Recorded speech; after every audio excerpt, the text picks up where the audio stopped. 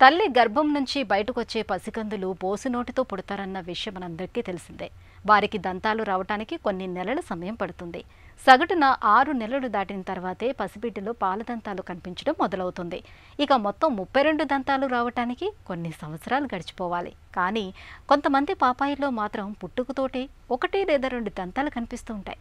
మరి ఇలా పుట్టుకతోటి దంతాలు కనిపించడం ప్రమాదమా, ప్రమోదమా? పసిబిడ్డల్లో పుట్టుకతోటి దంతాలు కనిపించడం వెనుక ఆసక్తికరమైన విషయాల గురించి ఇప్పుడు తెలుసుకుందాం.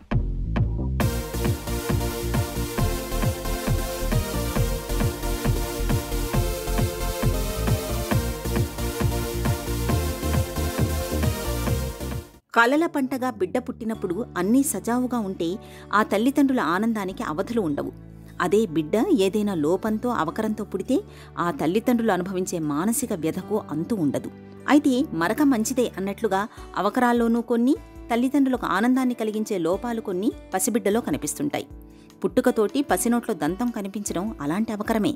ఈ దంతాన్ని అవకరమని అంటే తల్లిదండ్రులు కూడా ఒప్పుకోరు. పసిబిడ్డ నోట్లోని దంతాన్ని ఒక అదృష్ట సంకేతంగా భావించే వాళ్లే మనలో ఎక్కువగా కనిపిస్తారు. నిజానికి మిగతా అవకరాల్లాగే పుట్టుకతోటి వచ్చే దంతం కూడా ఒకానొక అవకరమేనని చెబుతారు డాక్టర్లు. ఇలా పుట్టుకతోటి వచ్చే దంతాన్ని నియోనేటల్ టీత్ అని పిలుస్తారు. కొంతమంది పిల్లలకి చాలా రేర్గా బై బర్త్ టీత్ ఉంటాయి. వాటిని నాటల్ టీత్ అని అంటాము. అంటే పుట్టినప్పుడే వాడికి పళ్ళు ఉంటాయి. దీనికి ఎటువంటి స్పెసిఫిక్ కారణం అనేది లేదు.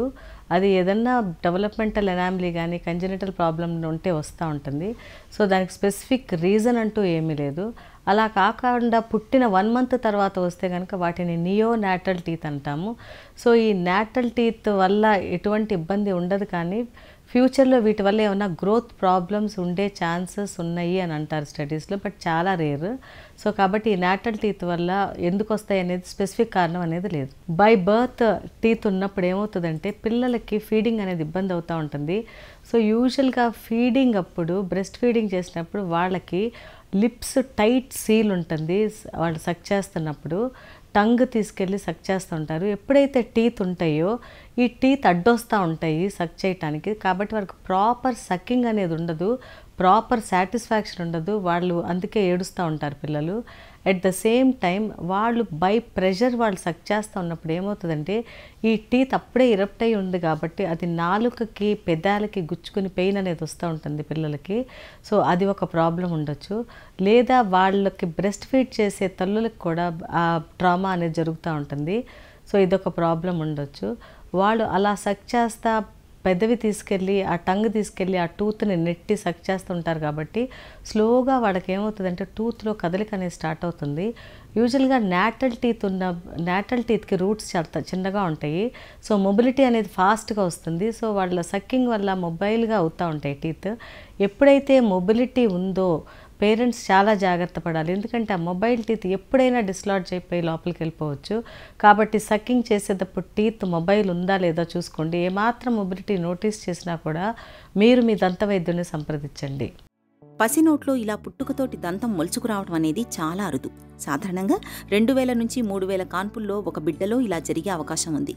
ఎందుకు ఇలా పుట్టుకతోటి దంతాలు వస్తాయన్న దానిపై నిర్దిష్టమైన ఖచ్చితమైన కారణాలేవీ లేవు.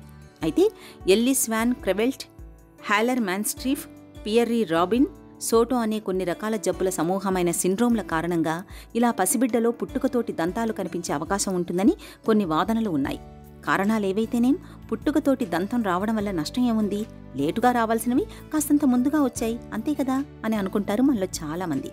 కానీ పుట్టుకతోటి దంతం వల్ల కష్టనష్టాలు చాలానే ఉంటాయని చెబుతారు డాక్టర్లు. పుట్టుకతో ఎటువంటి మెడికల్ హెల్ప్ అనేది ఉండదు నాటల్ టీత్ ఉన్న వాళ్ళకి. కాకపోతే కదలిక అనేది ఉంటే కనుక వాళ్ళకి అది ఈ ఫీడింగ్ అప్పుడు ఆ పన్ను కదిలి వాళ్ళు సక్ చేసేటప్పుడు నాలుక తగిలి పెయిన్ వచ్చి ఏడుస్తూ ఉంటారు. సో వాళ్ళు ఫీడ్ ప్రాపర్గా తీసుకోరు. అట్ ద సేమ్ టైం నాలుకతో దాన్ని నెట్టి పెయిన్ క్రియేట్ చేసుకుని పెయిన్ వచ్చి ఏడుస్తూ ఉంటారు. సో వాళ్ళు ఇమీడియట్గా దంతవైద్యుడికి దగ్గరికి వెళ్ళటం బెటరు. అలా కాకుండా కొంతమందికి చాలా ఎక్కువ మొబిలిటీ ఉండి అది ఏ నిమిషాన్ని లోపలికి వెళ్ళిపోతుందో అని టెన్షన్ ఉంటే ఇమీడియట్గా మీరు సంప్రదించండి. కొంతమంది పిల్లలకి ఏమవుతుందంటే సడన్గా అది డిస్లాడ్జ్ అయిపోయి ఆ పన్ను లంగ్స్లో కూడా వెళ్ళే ఛాన్స్ ఉంది. అది లైఫ్ థ్రెటనింగ్ ప్రాబ్లము. కాబట్టి ఎప్పుడైతే మీరు నోటీస్ చేశారో పొరపాటున ఆ పన్ను లోపలికి వెళ్ళిందని ఇమీడియట్గా మీరు మీ పీడియాట్రిషియన్ దగ్గరికి వెళ్ళండి. అది లంగ్స్లోకి వెళ్ళి చాలా డేంజర్ అవుతుంది. పుట్టుకతో టీత్ కనపడితే తల్లిదండ్రులు ఇమీడియట్గా దంతవైద్యుడి దగ్గరికి వెళ్ళి ఒకసారి చూపించండి. చూపించి వాళ్ళ ఒపీనియన్ తీసుకోండి. ఒకవేళ దంతవైద్యుడు అది తీయాలి అన్నప్పుడు సెకండ్ ఒపీనియన్ కూడా తీసుకోండి. తీసుకుని వాళ్ళు తీయాలంటే తీపిచ్చేసుకోండి. తీయించుకున్నాక ఆ బ్లీడింగ్ కంట్రోల్ అయిందా అనేది అక్కడే ఉండి చూసుకోండి. ఇంటికి వెళ్ళినాక మీరు కాటన్ పెట్టవచ్చు, లేదా అక్కడ పెట్టిన కాటన్ ఇంటికి వెళ్ళి తీద్దాం అనేది అయితే పెట్టుకోవద్దు. సో ఏదైనా సరే నోట్లో ఎటువంటి ఆబ్జెక్టు పసిపిల్లల నోట్లో పెట్టొద్దు.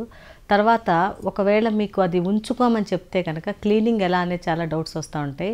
ఒక సాఫ్ట్ క్లాత్ స్టెరైల్ తీసుకుని ఆ ఉన్న పన్నును తొడవండి.